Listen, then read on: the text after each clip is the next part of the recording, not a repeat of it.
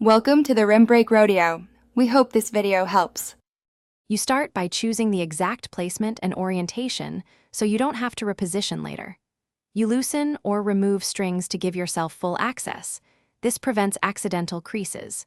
Next, you clean the area with 70% plus isopropyl alcohol and a lint-free cloth. This removes oils that cause poor adhesion.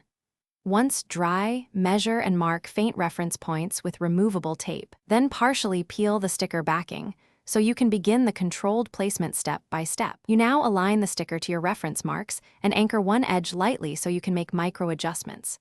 You press the center and use a plastic card to squeegee outward. That pushes air and prevents bubbles. For curved zones, you apply low, even heat from a hairdryer while stretching the sticker gently to conform. This relaxes the adhesive. Make sure to work slowly and re-squeegee after heating.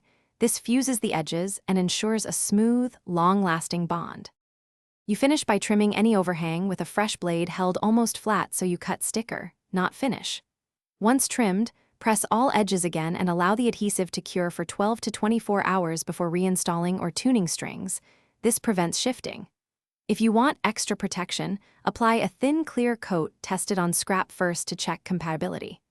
If bubbles remain after curing, lift close to the bubble, re-squeegee outward, or use a pin to release trapped air. Thanks for watching. Consider subscribing if we helped you.